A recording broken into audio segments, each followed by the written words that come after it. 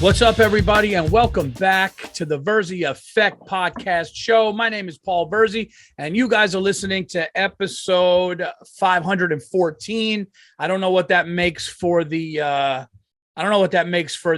it in the studio on Zoom with video because that started during pandemic. But I appreciate everybody listening to the Virzi Effect.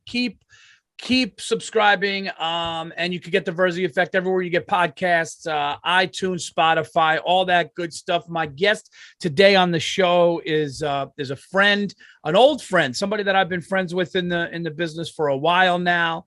No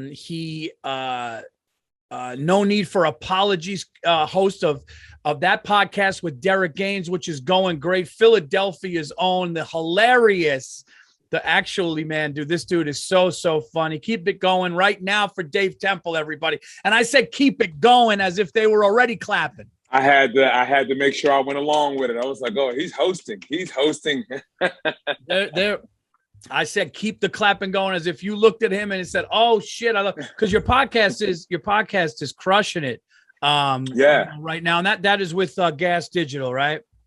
Yeah, Gas Digital, and you find it on YouTube and anywhere else you find platforms, all that stuff. So yeah, it's been a silly podcast. No need for apologies. I mean, you know the theme, crude humor. We're really not apologizing. We talk to mostly girls, you know what I mean? Okay. Which is so funny. Girls kind of walk into a lot of loopholes, where we don't trash them, but like Derek and I, we're not two guys that are like kind of hard up for girls. So, when we bring a girl on, this isn't we're trying to get with her. We're like, okay, be funny. Do the funny stuff. Like, so we want to find girls that can actually hang, you know what I mean? That aren't dependent upon their looks or anything like that. And hey, if it doesn't work out, no need for apologies, but we all felt it. Right.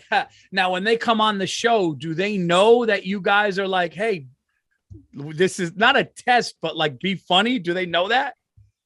I think most of them now at this point have seen the show and they understand what it is. And some of them like it just because it's blowing up. They just can't. They just want the views anyway. They don't care how it makes them look. You know what I mean? Yeah. We're at the reality TV era. You know what I mean? Where someone can really just get paid for being ridiculous in front of camera and it works out. It really is a crazy time. I was just talking to my buddy Giannis about that. Giannis Pappas and I were just talking literally today about like, we're in such a different era of show business. We're in such a different era of now, because when I was coming up, and I know, and you too, I mean, you've been doing this for a long time. There was internet, but it wasn't the TikTok stars and the YouTube. It wasn't like somebody dancing silly and then you're dancing silly or you're doing something and you're doing a game show from your backyard pool and all of a sudden you're selling out clubs. We're in this time now where it's really different, where like guys like me and you who are, I know I am, and from talking to you, you are too, a comedy stand-up purist and we do, and listen, we're out there doing internet shit, we're doing stand-up, we're doing podcasts, but it really is a time where you're like, you'll see somebody, and I'll never knock the hustle, but you'll be like, oh, that person sold out 4 shows, what do? And you're like, oh, they got a following, they're doing shit, and I can't knock that. As much as I'm like, yo man, I've been doing stand-up a long time, I can't knock that hustle. Right. I look at it now kind of like the fashion houses, man. The old school, and when I say old school, I just mean people who do it the old way. We care about what we're talking about. We care about the substance and crafting a joke together, and we're not relying on. We're the old school fashion houses. We're the Louis Vuittons of the world. We're the Gucci's. We're the, all of those Givenchy, and the new guys that come up, they're the cheap retail. You know what I mean? That shit is always going to sell. It's always going to sell around. It circles around real Louis Vuitton. You know what I mean? Like it's just the way it is. Now, at Louis Vuitton never changes. They don't start making commercials and coming down and go, oh, that's your market. Feed it. Right. Because even the people that consume all the internet content, trust me, they weren't gonna like you, Paul. They weren't gonna like you. You're out here. You got perspective. You're living life. You know what I mean. You got a beautiful world and a family. These are people who are glued to their phones in one bedroom apartments with nothing. You know what I mean? Like they, yeah, their whole outlook is just, yeah, the world sucks, and it's like, fine. Dude, you just said it better than I heard anybody say it. I never even looked at it like that. I love the fashion analogy because it's kind of perfect. It's like, yeah, you're gonna go and buy way more people have a fake Rolex than a real Rolex. Right. Way more people are going to get that imitation shit that they got for $100 instead of spending 17K and getting a real Rolex. And that sells, but Rolex is still Rolex. And like, you know, I'm out here, I'm about to drop my next special. It'll be my 3rd hour. And it's just with me, I just want to put quality out and get better and better. And like I said, I'm not knocking that person, but when it comes to straight, like what I love to do, I'm happy to be doing it the way that I want to do it and the way that I always envisioned doing it. So I might not get the young millennial in the 1-bedroom apartment in Brooklyn who looks at their phone all day and they want to see some TikTok dance. But like you said, I was never getting that person anyway. Right. And that ain't the clientele you want. Same thing. If you're a fine steakhouse and you're like, well, McDonald's is selling all of these imitation burgers round the clock. Okay. Is that what you want to do? Do you want to have 24-hour drive-through so that you can sell your Delmonico steaks? You know, no. You're like, hey, we do steaks between this hour and this hour. Either you get it or you don't, you know? Like, yeah. One thing that I love about talking to guys like you, and it seems like a bunch of guys from Philly, there's always like an invasion in New York, right? and there was the Boston invasion. With the Bobby Kelly and Patrice O'Neal and Bill Burr, and even like when Dane Cook came for a while. So there's that. And then now I feel there's a really nice crop, and it's ironic. It's odd that I get along with all of you guys, but Philadelphia has had a group of guys come in, Kevin Ryan, Henry Foley with the Are You Garbage, and you and Derek Gaines, and there's so many other guys. I apologize if I'm leaving out, but like Tom Cassidy, I believe, right? And a couple of other people that whether they're directing something, whether they're on a podcast, whether they're doing stand-up, you guys kind of came in and you did it the right way. You visited the clubs and I'd be, oh, who are those guys? Who are those? Oh, those are guys. Those are Philly guys. And you drove up and you didn't tell people whether you live there or not. Like you did it smart. And that's the, for any young comics listening to this, that's the new shit I learned. When you want to go and infiltrate a new city of stand-up, you always lie about where you live. They're like, oh, do you live here? Yeah, well, I got a place. I'm staying. I got a place. I'm kind of doing the half and half. Meanwhile, they're getting in a car going back at night, but that's the hunger and that's what it takes. Now, when did you get, Dave, when did you get to New York from Philly? Like, when did you first start doing that? Shoot, what's this, 01? This is 2021, so maybe about 2012 or so. Okay. You know, 2012, and it's interesting. I was around guys like, I stayed in Philly because I was not a hood legend, but I was good doing black comedy in Philly for a while. Yeah. You know what I mean? Derek had kind of slipped off to New York. Monroe Martin was another guy who slipped off to New York. And basically, when I started comedy in Philly, I started coming in Philly like right around when Kevin Hart started to take off. You know what I mean? You just kind of started to see, and that was like the catapult. But I was in Philly at a time where all of the guys who started with Kev were still hanging out. They're still hanging out at the showcases and the open mics, and oh, I remember when Kev wasn't that funny. I mean, he couldn't get up here on the weekend. So there was like that toxic energy that was around that you kind of see like, whatever, but you ignore it and you're doing the scene for a few years. But when those guys started to get away, I remember I did a show with Monroe. Monroe came back to Philly to do a show. Monroe wasn't as strong when he left. And there was a comic, Sugar Bear, who was putting the show together. He goes, which one of y'all want to go first? And I was like, oh, yeah, you better put him first. He's not that good, right? And Monroe went up there and destroyed, right?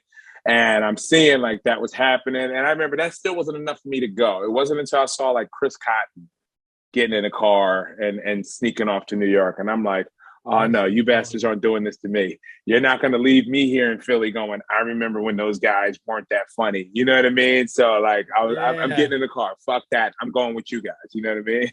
Oh, that's really dope. Well, I just got to tell this story. I got to tell you now because you said it, but I told this story to Toure because Toure was interviewing me right before I did the Philadelphia Punchline. But I would go down to the Laugh House, and I was friends with Naeem Lynn. Mm-hmm. And Naeem Lynn would say, hey, man, we'll come down to the Laugh House. It's like $150. So I drove down. I did it. I did a great job. Then like, hey, man, they want you to come down and co-headline. You did such a good job. I said, oh, great. I'll come down. So I took a friend down, and I was supposed to co-headline with Sugar Bear. And, dude, I go in there, and when I tell you it is packed out, but the show ran long, 2 hours long. I mean, it was long. And then Sugar Bear goes, I was like, man, I think they're getting tired. And Sugar Bear goes up and crushes for like, he ran the light, rest his soul. I believe he went long, he crushed. Then he gets off and looks at me and he goes, now they're really tired. And I go on stage and I go on stage. And I remember I was telling Toure, I was, man, I'm happy to be here. I just got back from Kansas. And this black woman just goes, why? And dude, it was just, and I started to do, but it was long and it was running long and people slowly, this is the first time ever, couple got up and left. I'm like, all right, it's late. Then another couple got up and left. People started leaving. And it was like, I was like, man, that was definitely a tough one. And Toure was getting ready to run the midnight show. And he went up to me, always great and so funny, man. But he just goes, hey, man, no, thanks for doing that. Like, thanks for sticking it out while we get ready. But yeah, man, the Philadelphia scene was something that like you felt, but you said something, Dave, which just struck a chord with me. And you said those toxic guys going, yeah, man, Kev used to not be funny. Kev wouldn't even get up on the weekend. And all that person is doing, and we see it in New York, but all that you see it everywhere because it's not a location thing. It's a people thing. It's a projection thing of your people aren't happy with their shit. So what happens is it's easy to go, oh, that person did that. But it's funny because look at Kevin Hart. Kevin Hart's going and he's the positive. I met Kevin Hart a couple times and he came out. He said something nice to me after seeing me in Boston. And then he remembered me from seeing me in Boston and New York at the old stand. And I felt his positive energy. I felt that he was just like a guy. Listen, he's comfortable who he is. Hey, man, how you doing? This and that. Now, listen, obviously he can be because of where he is, but I feel like that's who somebody is, where those negative people, I think negative people that go, man, that motherfucker's not even that funny, man. What's he, when you see them, and then you watch them 2 years later, Dave, they're kind of in the same spot. It's rare that you see negativity, toxic people kind of progressing because when you wear blinders and you don't give a fuck about the next dude or the next woman, you don't care because you got your shit. Those are the people that I see. And another thing I noticed, successful people seem to be happy for other people's success where you know what I mean? Like I'm happy that you and Derek have a good podcast. And I hope that moves on. I'm not going to be like, oh, well, what does that mean for my podcast? Like, I don't, some people do that. Ooh, yeah, man. Yeah. You know, and it is funny because, I've actively worked on, reducing all shit talk and all aspects of my life. We're all guilty of it. We're guilty of it, but yes. I'm talking about I actively work on avoiding it. Like the same way, because the guys who were talking that shit back then, they were cool guys to me. I didn't really have any problems with them. I mean, they may have been talking shit about me behind my back. I'm not the kind of person that was ever worried about that kind of stuff, but I saw those guys do it to Kev. I don't want to be one of the guys doing it to Derek. I don't want to be one of the guys doing it to Monroe or Chris or any Foley, anybody that I was right there with. and then somehow they got away. You know what I mean? So the reality is, yeah, if they got away, you didn't, that's on you. You know what I mean? It was the smartest decision I ever could have made. It was a very tumultuous, next few years. You know what I mean? As you said, we were lying about where we live and sleeping in cars and stuff like that, sleeping in bathtubs. But I'm not even going to sit here and be romantic and be like, oh, if I had to do it all over again, I wouldn't change a thing. No, absolutely. If I had to do it all over again, I wouldn't. But you know what I mean? Like, I had fun doing it. I don't fucking regret it. Yeah. Yeah. And listen, man, we're all guilty of it. And again, I should have mentioned Chris Cotton, rest his soul, Monroe Martin. These are all comics from Philadelphia who are now, they came to New York and they're in this circle and they're doing really well. Yeah, no, listen. There were times where I would be like, coming up and I'd be like, wait, who got what? And I'd be like, and in my mind, I'm going like, well, toe to toe, I'm funnier. So if I'm funnier to like in my mind, and then I realized I was like, that's not my path. You understand? Yeah. It's like your path is your path. You guys, it's funny. You find something, right? Look at Foley and Kevin. They found something. You and Derek, you're always going to be funny and do stand-up, but adapt or die. And we're all adapting and we're doing what we love to do. And like you said, we'll be the Gucci's and we'll be the Louis Vuittons and do it our way. But I can't worry about what somebody else is doing. As a matter of fact, I'll look at somebody else and go, man, that's dope how you actually went around the blockade and you figured out a way to do it. That's dope. And that's what strong, tough people do. Weak people do man, they got lucky, man. Fuck that. You know what it is? They're not going to do it. They don't even, whether they procrastinate, they don't want to put the work in. Yeah. I remember talking to you about that before when you were switching up your management because your management was going the whole everybody not white right now is who we're pushing forward. And you're like, hey guys, white guy on the roster, like, you know what I mean? Like, I got to get some shit done. And they're like, yeah, Bill. And it's like, it's a funny thing to watch, again, you had to go around that. It was weird to watch. That's why I've always loved, watching you do your thing. Because I've always said this about you and behind your back, it's my first time getting to say it to your face. I'm always like, you know what I like about Virzi stand up? Virzi's unapologetically white. Now that sounds bad, but this is where it's going to end because there is no pandering.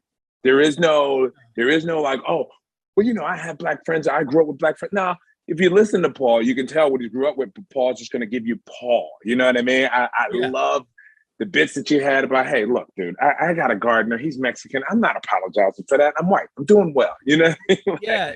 No, I appreciate that. And I think real people could see that because I don't want to be up there going, I don't need to tell people that I have black friends for them to think I'm not racist. I know, like, you know what I mean? I don't need to go up there and go, yeah, well, I got black friends. I got this and that. It's like, no, I'm just a dude. And if you're a cool dude, I don't care what, you're my friend. I don't need to project that on stage. And I appreciate that. That's just something. Yeah. I look at it like this. It's like, and I'll never complain about industry going. And I also appreciate you saying this. I'm not going to complain about industry going, hey man, we need diversity. So if that means it's going to be hard, I'm just going to still get undeniable and figure it out. It doesn't, for me, it's like, I'm not going to complain because there were people that weren't getting looked at before. And they, so it's like, I'm just looking at it like this, man. And I think it was Steve Martin who said it, and we've talked about it before. The word undeniable, when you just get undeniably funny and good at your craft, and people enjoy working with you and you treat people the way you want to be treated, man, good things are going to happen. And I believe that. And yes, it's corny. Yes, it's cliche, but it's the truth. If you are funny and people want to work with you, you can't fuck that up because it's like, that's just a positive, good thing in all ways. That's how I see it. Yeah. True that. I feel like, and you're a guy and this is something that if there's any younger comics looking at, listening to this, you're a guy that would always ask questions. I remember when you came up and you would always say shit. You would always go like, hey, Paul, man, so this thing about that, or like, I was thinking about writing this thing, or like when you did that, or like, I remember like the old days when I would open for Burr. And I remember you and Chris Cotton came out to a show. You were always asking questions, and you were asking questions to to to learn and to see and to progress. And it's like that's the difference. Like, I don't know if you heard that thing Chris Bosch just said, but Chris Bosch just said that he wanted to get to breakfast early. He wanted to get to the workout early. So he's like, fuck it. I'm waking up at 4 a.m. I'm waking up at 4 a.m. No one's going to beat me there. And he gets there, and before breakfast, so he walked to the court, and he sees Kobe there, rest his soul, another Philadelphia guy. Yeah. He sees Kobe there, and Kobe's got ice bags on his knees already, sweating. And he realized not only did Kobe beat him there, but Kobe already worked out. And Kobe was like, had that mentality of like, just always learning, getting better, asking. Anytime I see people doing that, and again, there's going to be a lot of people listening to this shit, these hating fucking people who just drive in their car. Oh, fuck, I don't need to hear this rah shit. But all of that comes out when it matters. Like all of the corny shit. It's funny how you always have to preface, oh, this may sound corny, cliche, but it's always followed with truth. It's always followed with truth. So you would ask questions. Every time I saw you, it's one thing I noticed about you is you would always ask a question. You would always cool. Hey, what's up, man? What's going on? Yeah, of course. We shoot the shit. How's everything? Have a laugh. But you're always asking questions, and you did it in a way where you were just trying to move in the right direction or learn. You see somebody do something right. Well, what's up? What happened with that? That's what fucking winning does. That's what winners do. Yeah. I've been unraveling a lot of that stuff lately, man. I realized like, so I'm coming to terms, like we all got mom issues or whatever. I'm coming to terms that a lot of shit that my mom did was a lot of it was like neglect. A lot of it was abuse, but I didn't register it that way because it was normal and a lot of us were getting it that way. But there was a lot of stuff that my mom couldn't do or wouldn't do. And I would have to learn how to go around. You know what I mean? So like I'm 10, 11 years old, 12 years old, trying to figure out, well, how do you make money? Because I want to get haircuts and my mom won't pay for me to go to the barber. Or you know what I mean? Like, church seems like a good thing. You all go to church and that's why your life is so good. Okay, well, how do I get to church? Can you guys come pick me up on Sunday? Because my mom, she sleeps in. You know what I mean? Like I was always like that kind of guy. You know what I mean? Yeah. Like, and just go all in and explore the world dolo. You know what I mean? I get it now. My bitch was depressed or whatever, sleep. I'm watching these movies now. I see a lot of stuff that has like lady perspective, and I'm like, oh, is that what was going on? Like shit I didn't understand as a kid that wasn't sensitive enough to ask questions. I wasn't that empathetic as a kid, man. That's amazing, dude. That's amazing. And it's funny because I'm kind of going through that myself where some brutal shit happened in my parents' divorce when I was 5 and my older brother was 10. And it was kind of done. And I don't want to ever, I don't want to, make my family ever listen to a podcast and feel bad, but, and I look at it like this, they were younger and things could be handled differently, but sometimes you're just a casualty of war. And me and my brother, definitely, there were definitely some things that could have been handled differently, but listen, now I'm a father. I have a son and a daughter, so I'll make sure all we can do is just make sure that some mistakes that could have happened and some things that happened to us don't happen to our kids. But what you did was you figured things out that you might have been neglected with, and you tried to, like you said, like we were talking about going around things. You were finding a way to go around stuff as a kid. So now when you're being successful in comedy and you're moving up in comedy and you're doing stand-up and you're doing podcasts and you're in the scene, you're trying to look at things in a way of like, hey man, how can I maneuver myself? How can I learn? Kind of like you did. So you kind of use that. It's almost like your origin superpower. Yeah, exactly. That's the thing that I always have to tell myself when I do, like, because I like meditate and do yoga, all this stuff, which is so hilarious as we get older. I don't know if we're allowed to say this on a podcast. We all get like a little bit gayer as we get older. You know what I mean? Like we're just way softer. like doing yoga and meditate and think about. But like, I always have to, when I have these realizations in my childhood, I have to realize, like, also, regardless of how bad it may have felt, it prepared me for something greater. You know what I mean? Yeah. And that is the weird, like the things that I do now with ease that other people can't do. You know, and a lot of it's because like I have like no emotions. You know what I mean? Like, you're just up in the Catskills with my girl this past weekend. We rented like a lake house for a couple of days, and we're like out in the backyard smoking weed, and we locked ourselves out of the lake house. Right? She's fucking panicking, right? And I'm like, you know, I'm just calmly going around, and then I find a window that's like slightly, it's not locked. I cut through the screen, get in, let her in. And I'm like, all right, we're in the house. We're safe. Come on, let's get back to this night of passion. You know what I mean? And she's like, what? How can you still want sex after this? Like, we were just locked out. I'm like, it's over. Like, what are you talking? Like, Yeah. I can't fathom the concept that she needs time to calm down. You know what I mean? Because to me, my whole life has been that way of like one tragedy after another. You just move on, you know?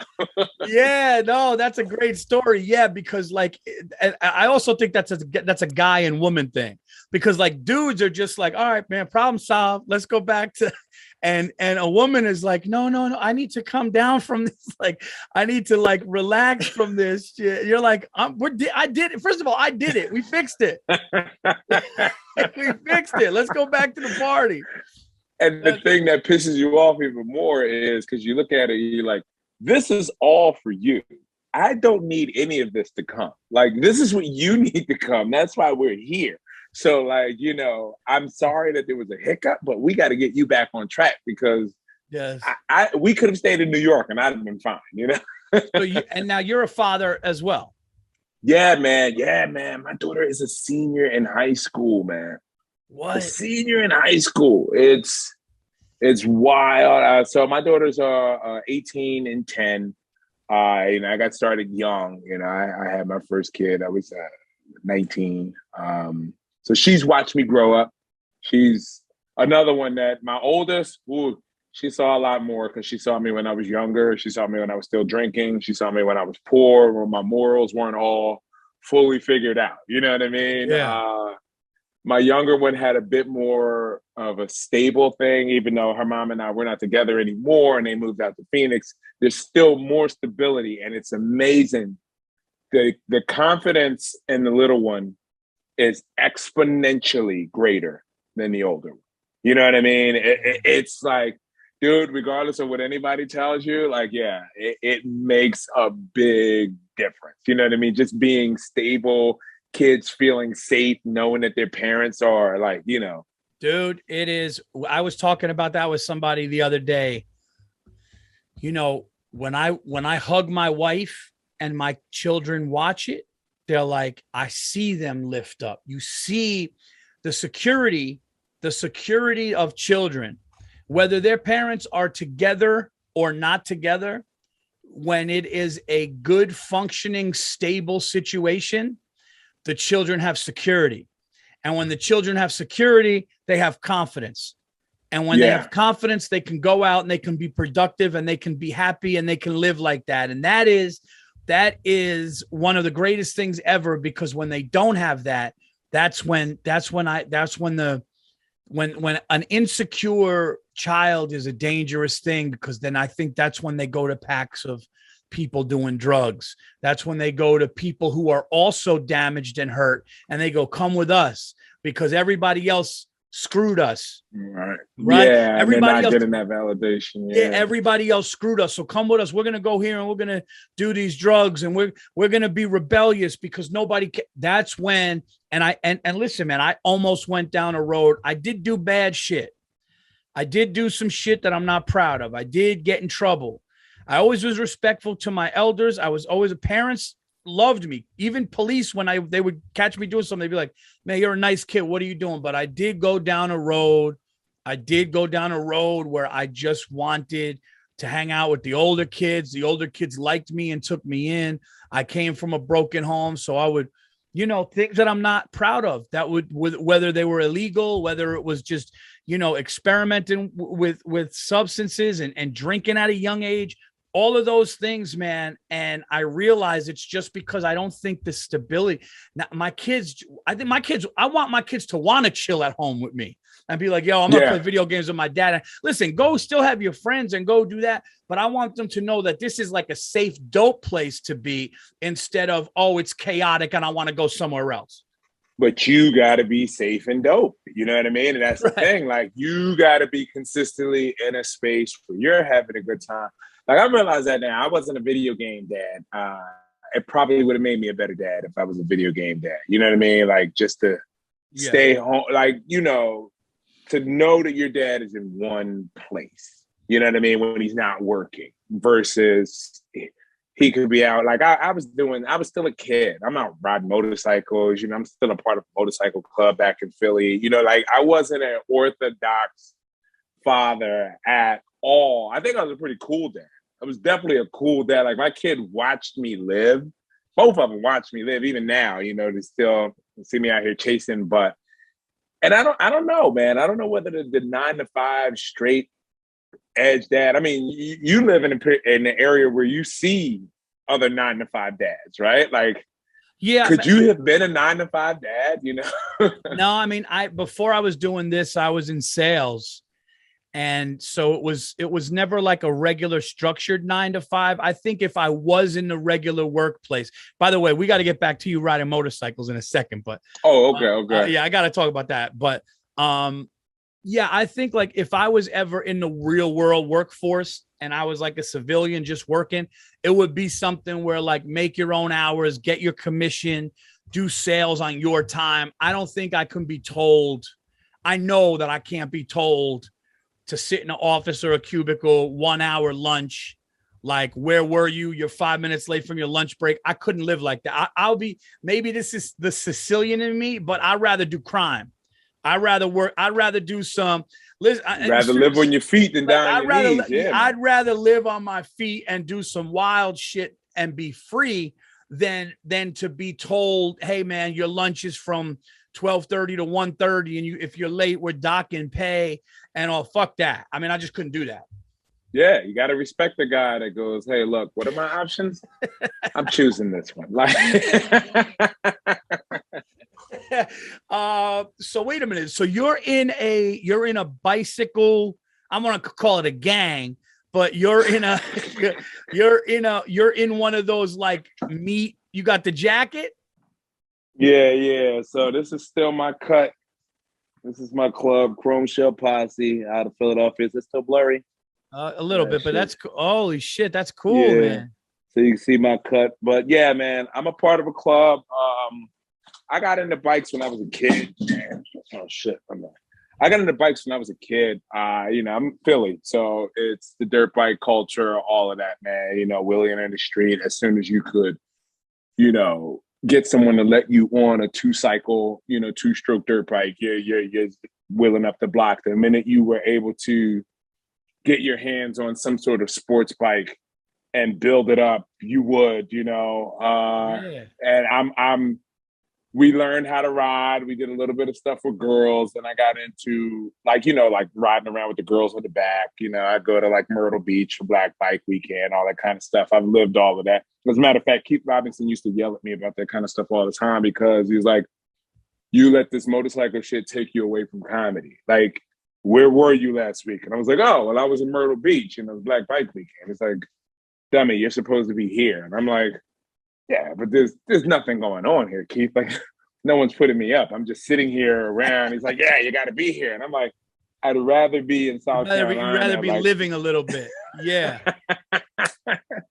So, but yeah, man, then I got into the clubs for the safety, the camaraderie. But the craziest thing about the club, man, and I've said this on another podcast before, it taught me how to be a man because it taught me how to build a network of competent individuals from whatever their realm is.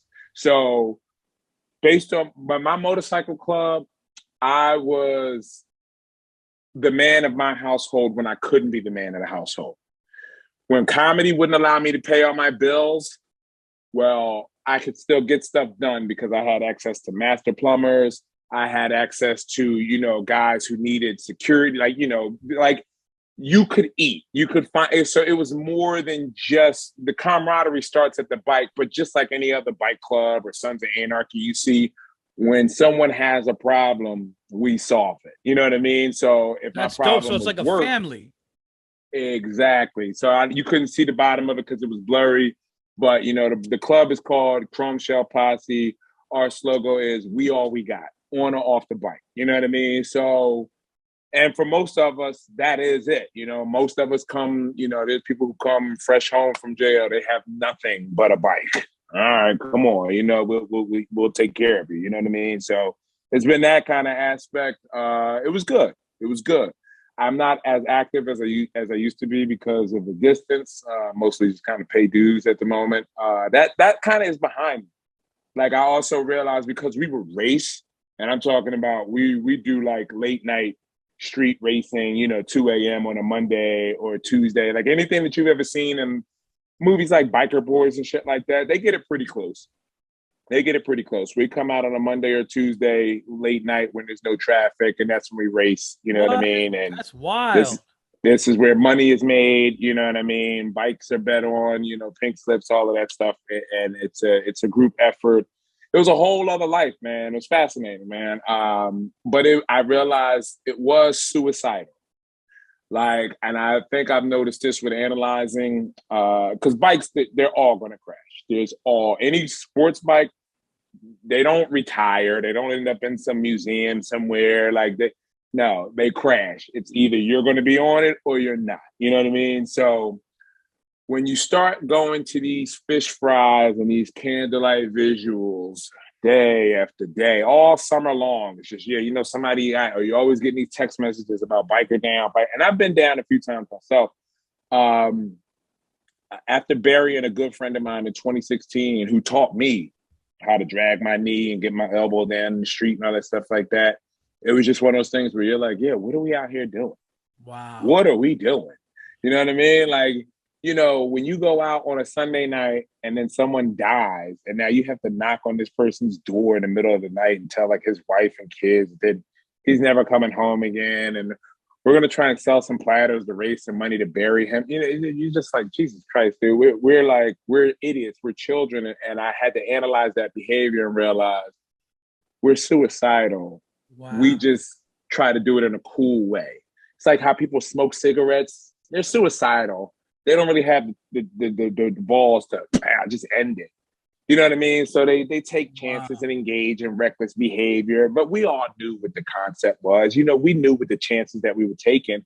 And it seemed like I can honestly say because there have been some nights where I've made some turns or dipped through cars at high speeds where I thought I fucked up.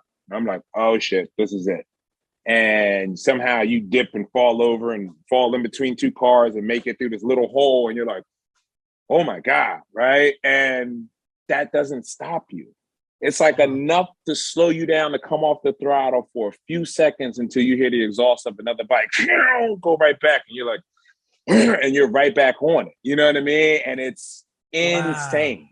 Like even now, my girl laughs at me if I'm in the car, bikes zip by, or like we could be in somewhere. If a bike zips by mid conversation, I'm like a dog.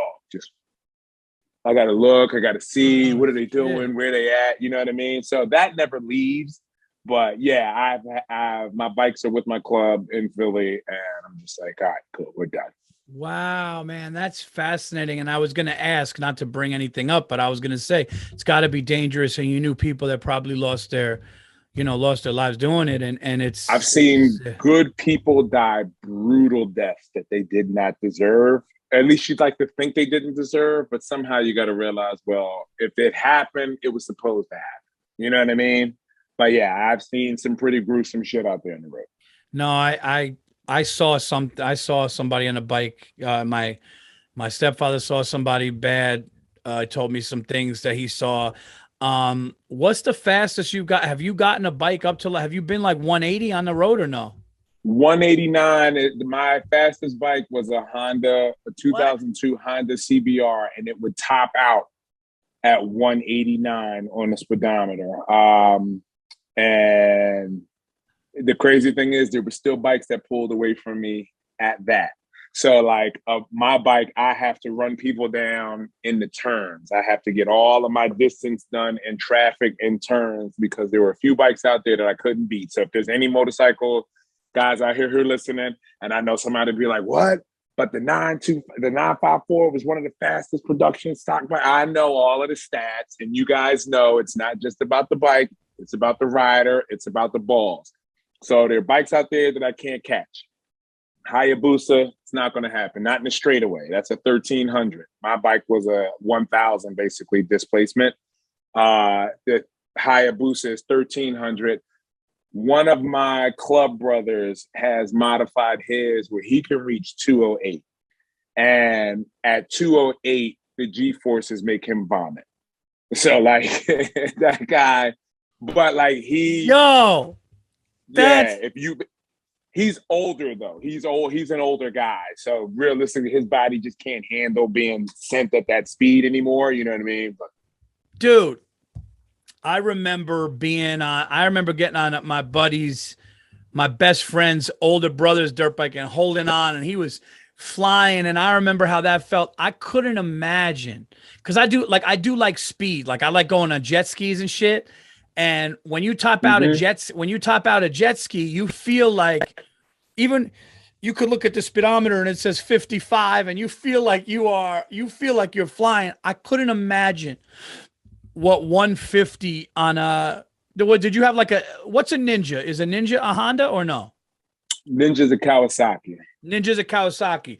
So those bikes, even at 150, 160, you're going at a speed that if God forbid something happens, it's a wrap, right? Yeah. Yeah. I mean, unless you slide, you could slide though. If you slide, you could survive, right? You know what? I've seen some interesting impacts that have really, like a friend of mine who recently, it's funny, he went to jail for something and he got deported. He was a Jamaican guy, but this guy, he would ride reckless and he never came off the throttle. And even like in bumps, because that can happen, you know, little bumps in the road, sometimes that'll send the bike flying and it lands and it sparks. And that's usually enough for a biker to be like, all right, let me calm down. But there's some guys who they don't care. And this guy, he lost control of his as we were like coming in the corner and standstill traffic. Like literally, you're speeding 1 minute, you turn, you lean the bike over, you hit the corner, and then you stand it back up, and it's nothing but red lights. And you're like, oh shit, you got to hurry up and break down all the gears and come to a stop. He failed to do that, or he was airborne as he came around the corner. And I lie to you not, Paul, his bike lands on the back of a flatbed truck. Like he's that high up. There's a flatbed just sitting in traffic on the highway. He smacks off the back rear gate of the window, him and the bike lands on the flatbed. He bounces off the truck and he's on the ground. Now he's wearing a full-piece suit. You know, he's got some, miraculously, there's no broken bones, but I remember everyone who came up thought, wow, this tow truck is fast. They got the bike up there quickly. And it was like, no. That's where the bike landed, you know, wow. Like it landed on the back of a flatbed. And miraculously, he survived that impact. It's weird. The big ones, fast ones, usually people survive. They tumble around in the side in the brush. It's weirdly the slow ones, man. Someone, a professional rider, second gear, just finished a wild run and, you know, some freak accident happens at 25 miles an hour and that's enough. Oh my God. Yeah. And so that speed, you could go airborne quick. You could go airborne quick because you don't even see the bump sometimes, right? Correct. And keep in mind, a bike is at the heaviest nowadays, your average bike is probably about 300 pounds full of gas, oil, and antifreeze. And then you add like 100, 200 pound rider. So 500 pounds in comparison to 2,000 for any car, SUV, you know, like, yeah, it doesn't take much for it to leave the ground. That's why wheelies are so easy. Dude, that is fascinating. I can't believe you are at 189. What does that feel like? Being outside, because it's not like you're in a car. If you're on a track in a Ferrari or a Lambo and you hit it up to, I know that must feel insane. But on a bike, you're fucking outside, man. Like you are. Yeah. What does it feel like going that fast? Is it just, are you just so So this is concentrated where on you being start to safe? learn. No, so yeah, you think too much, and if you're thinking too much, that's where the problems happen. So essentially, there's a process of getting up that fast, especially for like a poor kid like me in the street who doesn't have all of the proper gear, right? So when you get out there, you can go as fast as you can, and you'll realize around 150, the wind kind of starts getting a hold of your jacket. And that's pulling everything in now, and you're wiggling the steering wheel. So you're like, oh, okay, can't do that. Got to get a proper tight fitting jacket, one with a hump on the back. You ever see those sports Yeah. motorcycle guys with the hump on the back? That hump is so that when the air pushes your helmet back, the hump holds your head in place. Otherwise, you'd be the entire time and you wouldn't be able to see anything. You know what I mean? All What? trial and error, though. This is all I had to learn, because there were times when I would push it and try to go fast and I can't see anything. And I'd be like, guys, how can you see when you go that fast? And then you start buying the proper gear and you realize, like, wow, like, so here's the good thing. And I don't know if you ever read this book, Zen and the Art of Motorcycle Maintenance. No. This is actually a book on philosophy. So it has nothing to do with motorcycles, but it is the concept of being in tune with all the intricacies of your bike. That's the one thing that riding motorcycles gives you. You have to learn to focus on detail because your life depends on it. So once I started riding with my club, I started learning about like proper bike maintenance, or at least to the best of their, it was way better than what we had.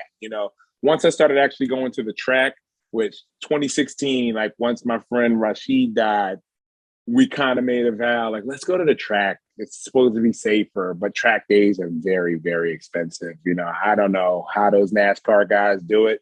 It just has a track every weekend. They spend all this money tailgating, but you really learn safety there. And that's another thing that kind of priced me out of the sport. Once I knew how to do it right, and I'm like, fuck, I can't afford to do this. Like, all right, well then don't do it, What's the furthest you ever rode? Um, Maryland. So we went from Brooklyn to Maryland for some event that the Rough Riders had. And it was like on this farm down in Maryland. Yeah, we'll do that kind of stuff. Some people ride, like some people will take crotch rockets all the way to South Carolina. It's like a badge of honor to go to these roundups or these meetups in Florida, South Carolina, Pittsburgh. Yeah, I remember I was performing at the Comedy Cabana in Myrtle Beach, and they're like, "Oh, it's motorcycle week here," and I'm like, "What?" And they were like, and I Yeah, didn't realize like it was a big Myrtle Beach Bike Week is a big thing, man. it's insane, dude. And here's the thing: and if you're in the golf, if you are in the golf, that is the week to go. No white people want to be anywhere near Myrtle Beach during Black Bike Week. So the golf courses are empty. Motels are cheap. Hotels are cheap. Anything like if you're a white guy in the golf and you're listening to this, Black Bike Week. It's That's labor not hilarious. Memorial Day weekend. Memorial Day weekend is usually Black Bike Week. So yeah, you can play golf for cheap down there. So now your bike club was only black dudes, no white. Yeah, so a little history on Black bike clubs and what Black Bike Week is even all about. Bike clubs started post Korean War. Okay. Basically, like a lot of dudes came home with PTSD.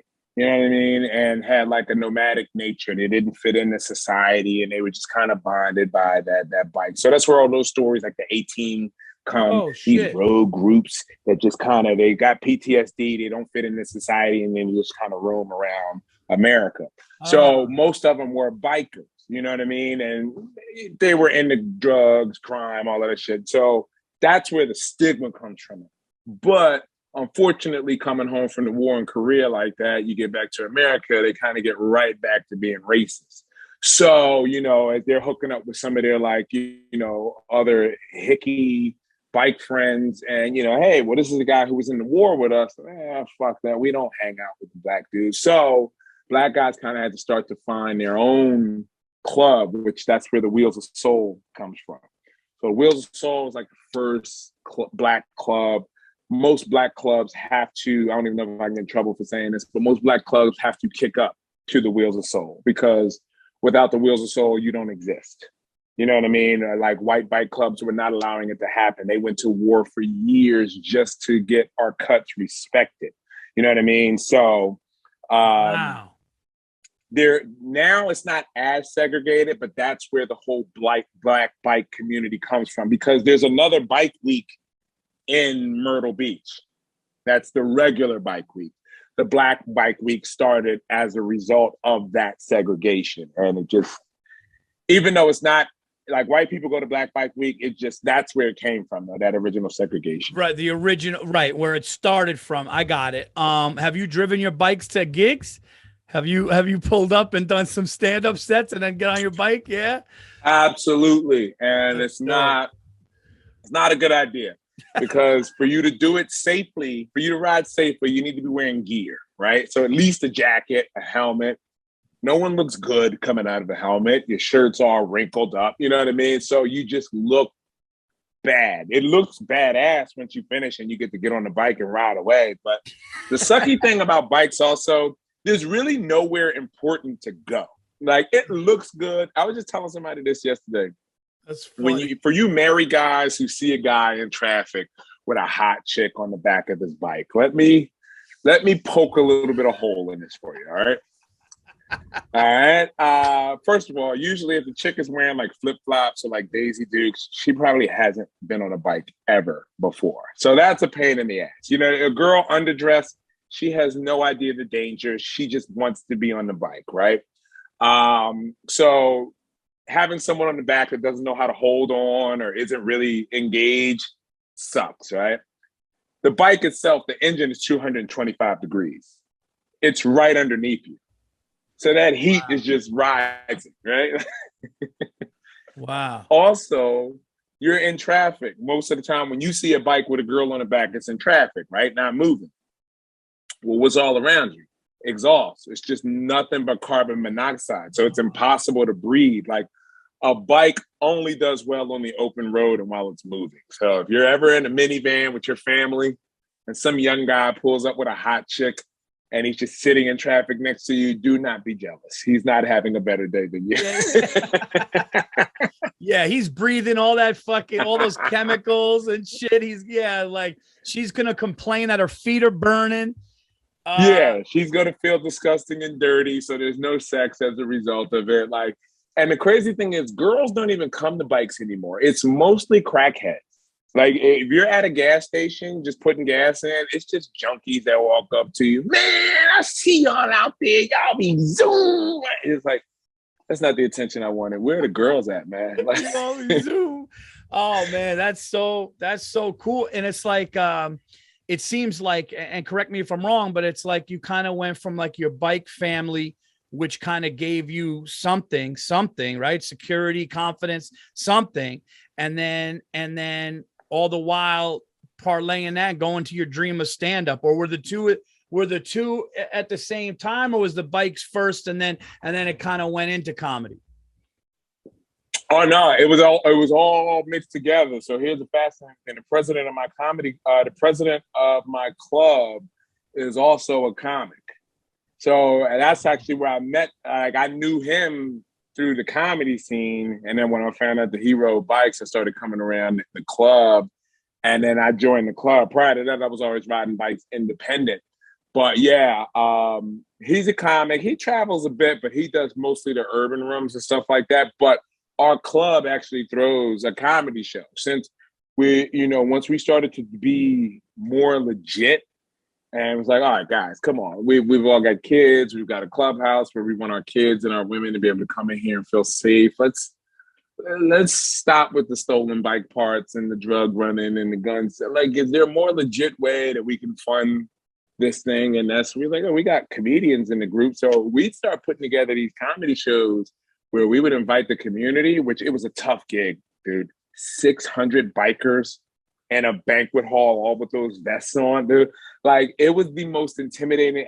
We've had comics walk off, like guys like Michael Blackson. They were good. We'll try and book black acts, and they're just like, they're scared of the room, and they're like, no. Like, so it's wild. But the show got to be so big in Philly that we opened it up to beyond the bikers. And yeah, probably still going on right now in Philly. I don't think you're getting another 600-700 seater show unless it's like the Met or, you know, some theater like the Tower Theater. You know, remember that Right, theater I right. saw you at? Yeah. Wow. Okay. Yeah, that's interesting. So comedy brought you to you met somebody that was doing comedy and you happened to just be riding your bikes on your own and then he introduced you to this club and the two kind of mesh. That's pretty dope, man. Yeah, yeah, yeah. And you have a bike now or no? Yeah, I got a little Honda CBR 600 that I just use to pull out for funerals and little little rides like that. You know Yeah. what I spend most of my time riding now, and I'm almost ashamed to say this on camera. The Revel scooters here in New York. I get Yeah. on those a lot. Every now and again I still get the little itch. I'll zip in traffic. I'll do a little wheelie in the bike lane. You know what I mean? Like it's just a funny little scooter, but it tops out at like 29 miles per hour. You know, my buddy has a hybrid moped motorcycle. It's the weirdest thing. It's like it's like it goes, it could get up to, I think it could get up to like what, like it's a street thing too. So it could get to like 70 if you like jack it, whatever. But I gotta tell you, man, I felt that little itch to do it. And the reason why I would never do it is because I know I would hurt myself because I love the rush. And first of all, my wife would never have me have that shit. I got a 12-year-old and a 9-year-old. My wife is like, listen, man, you're not, I'm still trying to get her to let me get a Tesla. By the way, man, you want to talk about speed, Dave? I don't know if you drove one, but I got behind the wheel of one and this shit was 0 to 60. If you like speed, and I could tell you do, it's some shit I never felt before. You want to talk about torque? You just, when you hit a Tesla, because it's not like you know better than anybody. Normally, gas needs to happen and then an explosion happens and then the thing goes. With the Tesla, there's nothing needs to Instant. happen. It's just, you don't need an explosion. You just go like this and the fucking thing is out. Now you could get the plaid edition, which I think is 0 to 60 in like, I think it's 1.9 or It's like 2 2.1. seconds. Yeah, yeah. It's like 2 seconds. And even if you don't get the jacked up one, you could feel that. But I do know the speed. I don't have it like you, and I've never had it like you. But I do have a thing where when I go, I'm like, oh shit. That's why I always knew that if I did get into bikes early, it could be dangerous. Yeah, yeah, yeah. I like even now when I get on a bike, um, like if I ride with a group, which I usually do, because low key, I'm up there. I'm highly ranked as one of the fastest people in Philly on that circuit, right? So like when I come out, people they want to show off. They want to show like, oh, I want to show them what and it sucks because it's a lot of people that weren't that good when I was riding. That when I come, it's the same thing in comedy. You know, there's comics that you may have not been that good in front of when you were young, and if you get the chance to work in front of them again, you're gonna give it all. And they're just like, hey, dude, we're just out here. It's a fundraiser. We're having a good time. You know, like it's that kind of energy. So, but I do like to stay in the back of the pack and watch. I love to Yeah. watch the chances that young people take. I love watching a young rider know that I'm behind them, watching them, and watch the chances that they take when they try to turn it up to leave me behind.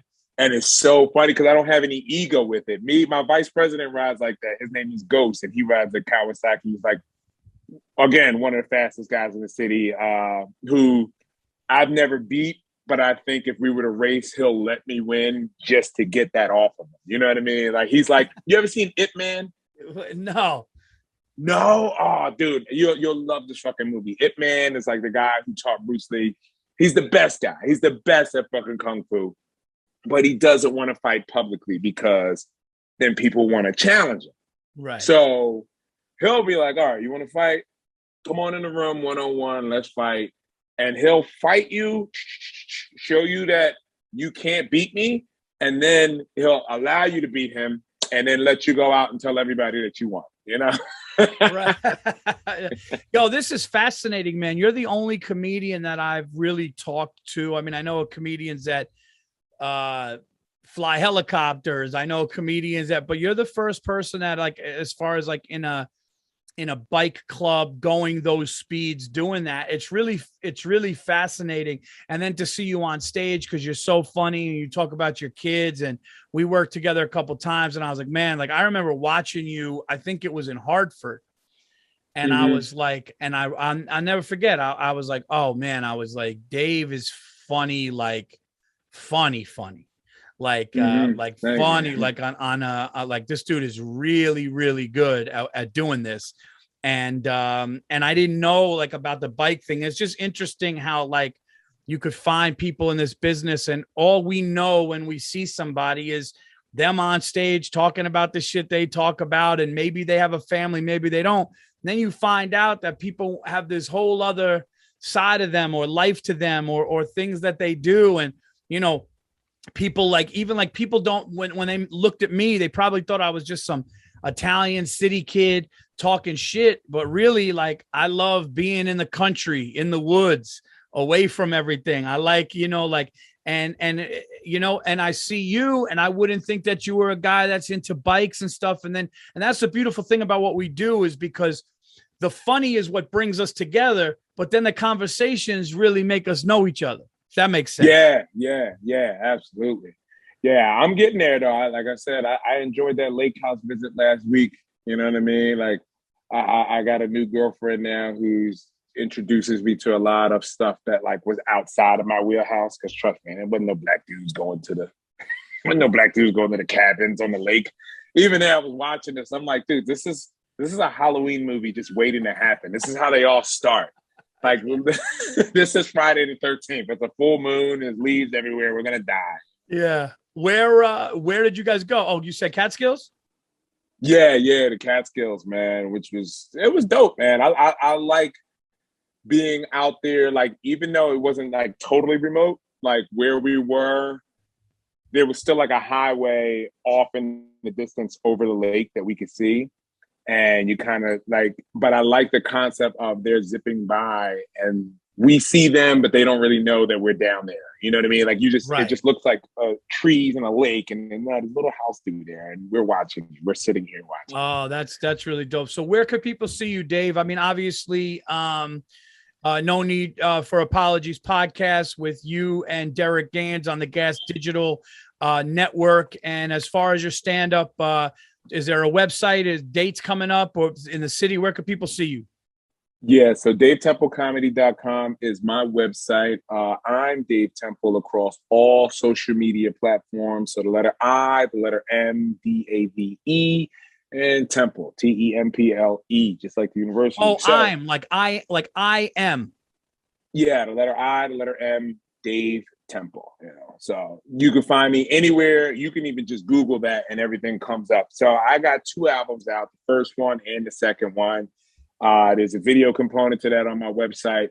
Multiple, everything, all of the podcasts are there. There's live dates where there's just me, and there's some with Derek Gaines. If you're in New York, Derek and I host a raucous, wild Sunday night Def Jam type show, Paul. You got to get down here. This is crazy. Like we call it the Black Ass Comedy Show. You know what I mean? And you just remember that old Def Jam feel. Just Martin just coming out and just tearing into somebody in the audience for the first 7 minutes. People are running around. Like, we encourage this, you know, Sunday, 10 o'clock, which is the worst spot but that's what they always do with black shows. They put them in the worst spot, and we make lemon out of lemonade, man. I mean, we had Donnell Rollins stop through 2 weeks ago. We had Roy Wood Jr. stop by last night. So it's becoming a thing. You know what I mean? Like, so That's if dope. You're in New York, come and check that out. And then see any of our road dates. Derek and I will be in DC and Texas and Arizona. All that stuff is coming up. So are you going to Skankfest next week? Am I going to see you in Houston? Yeah, I will be at Skankfest next week, the 5th through the 7th. So I'll see you there. I just got dates, guys, yesterday. I will be, thanks to my last tour date really of the year, I will be at the Stress Factory in Bridgeport, Connecticut, November 26th and 27th. And yeah, I'm just running around doing spots in the city, but I'm kind of laying low. After this last tour date and Skankfest, I'm going to be kind of chilling home. The special is being worked on. The special's coming out early 2022. We should have announcements with that real soon. All my social media, Paul Virzi, Virzi. You guys know where to get it. Check out me and Bill Burr on the Anything Better podcast, and also check out my YouTube channel.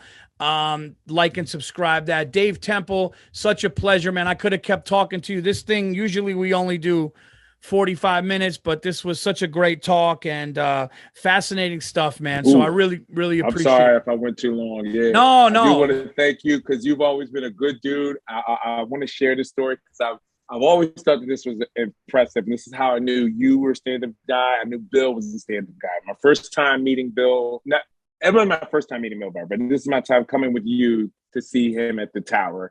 Me and Chris came to see you guys at the Tower.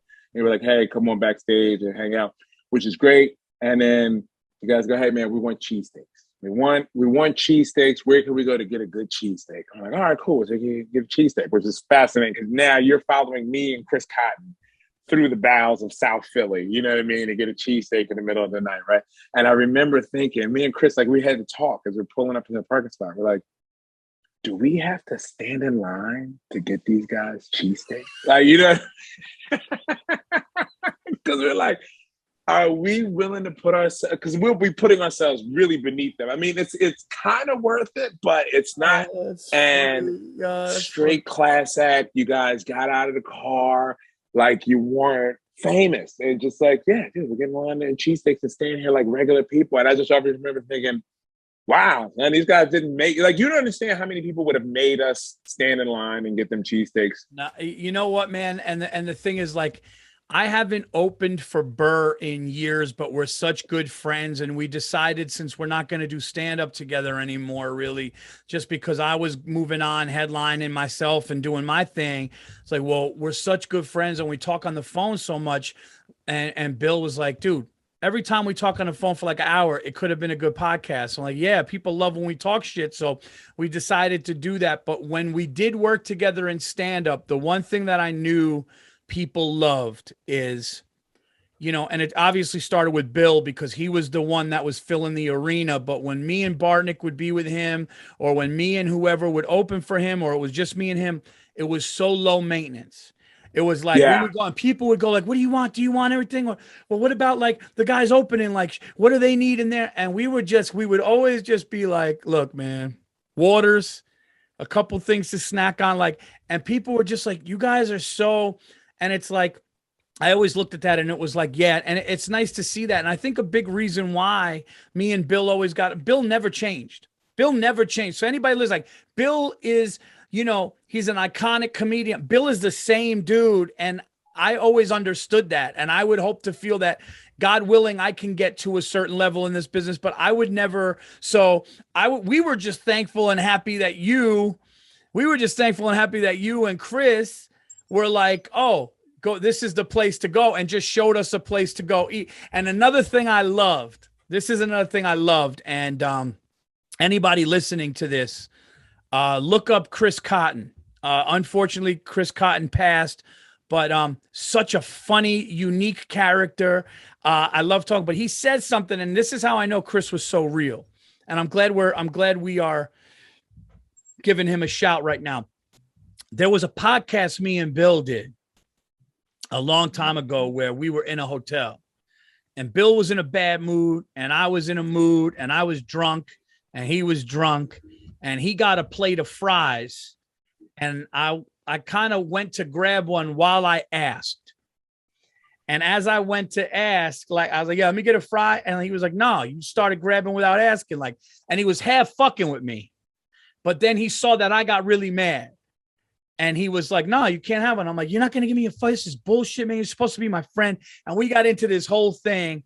And Chris said to Bill that night, he goes, yo, can I just be honest with you, man? You should have given him a French fry. Cause I heard that thing. And like, if I was, and Bill looked at Chris like, no. And Chris was like, Paul, I took your side, man. I thought he should have given you a French fry. I'm just saying.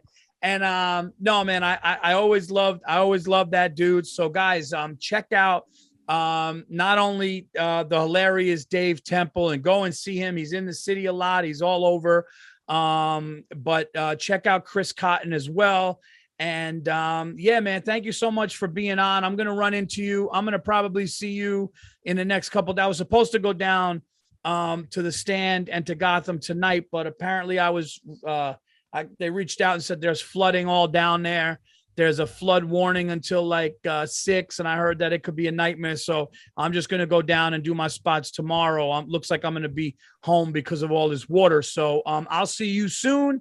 But everybody, this has been the Virzi Effect episode 514. I told you guys I'm going to have some awesome new guests, new perspective, and really let you guys know some of these comedians that should be known. And Dave Temple is definitely one of them. That much I could tell you. So check out his show in Brooklyn with Derek Gaines, their podcast, and I will talk to you guys soon. Take care.